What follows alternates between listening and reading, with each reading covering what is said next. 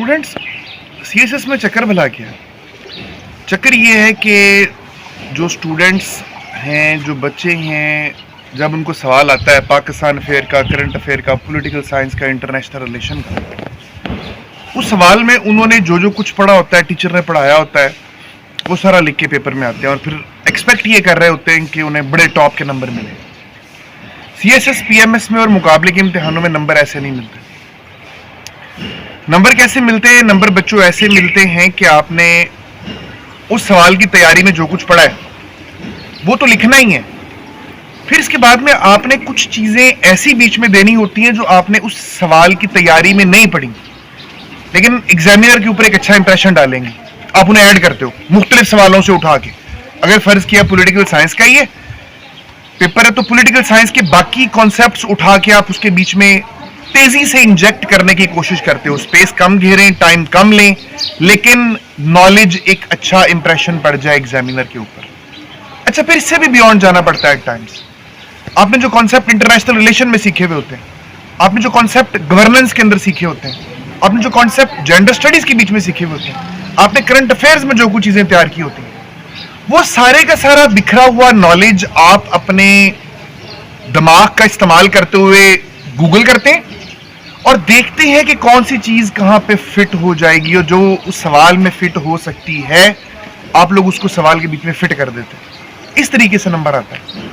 جو بچے جن کو یہ لگتا ہے کہ جو کچھ ٹیچر نے ہمیں اس سوال کے جواب میں پڑھایا تھا ہم اتنا ہی لکھ کے آ جائیں گے تو نمبر آ جائیں گے، وہ صرف اپنے آپ کو دھوکہ دے رہے ہیں۔ تو جب آپ نے پیپر میں کوئی کویسچن آئے، اسلامیات کا سوال آئے، تو جو کچھ اس سوال کے جواب میں آپ کو پڑھایا گیا ہے، جو آپ نے پڑھا ہے وہ لکھیں، پھر اوور آل اسلامیات کے مختلف کانسیپٹس میں سے دیکھیں کون کون سی چیزیں یہاں پہ ڈالی جا سکتی ہیں جو irrelevant نہیں ہوں گی، جو زیادہ ٹائم نہیں لیں گی۔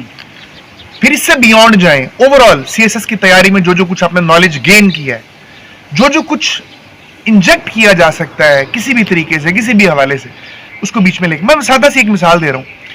آپ کو فرض کریں کہ خطبہ حجۃ الوداع پہ سوال آتا ہے اور یہ پوچھتا ہے ایگزامینر کہ جی ثابت کریں گے خطبہ حجۃ الوداع جو ہے اس کے بیچ میں بہت سارے بنیادی حقوق جو ہے وہ دیے گئے تھے، فنڈامنٹل ہیومن رائٹس دیے گئے تھے۔ تو فنڈامنٹل ہیومن رائٹس اس کے بیچ میں ہیں خطبہ حجۃ الوداع میں، آپ ان کو مینشن کریں گے۔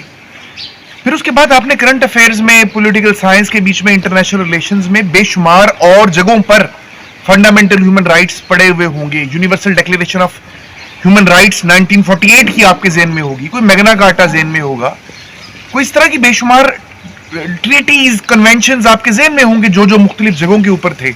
آپ ان کو ریفر کریں گے کہ جس طریقے سے زندگی کا حق universal declaration of human right کے فلاں آرٹیکل میں ہے اور جس طرح پاکستان کے فلاں آرٹیکل میں ہے، یہ کئی 100 سال پہلے نبی کریم صلی اللہ علیہ وسلم نے خطبہ حجۃ الوداع کے اندر دے دیا۔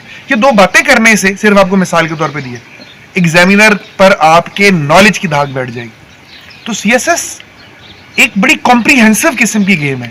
آپ نے بڑی جگہوں سے چیزوں کو اٹھانا ہے اور ایک جگہ کے اوپر فٹ کرنا ہے اور تصویر بنا دینی ہے۔ آپ نے باقی بچوں سے آگے نکلنا ہے۔ پاکستان کب بنا؟ 1947 میں۔ اتنا جواب دے کے بچوں نہیں آتا، یہ آبجیکٹیو ٹائپ پیپر نہیں ہے۔ آپ نے سوال کو اٹھانا ہے کہ جی وہ محنت جو سید احمد خان نے فلاں ٹائم کے اوپر شروع کی اور جس کی کلمینیشنز گول میز کانفرنسوں سے ہوتی ہوئی 1940 کے بیچ میں قرارداد لاہور میں ہوئی، اس کے نتیجے میں 1947 کے بیچ میں پاکستان جو ہے وہ مارز وجود میں آ گیا۔ ہوپ کہ میں جو کہنا چاہتا ہوں میں کہہ پایا ہوں۔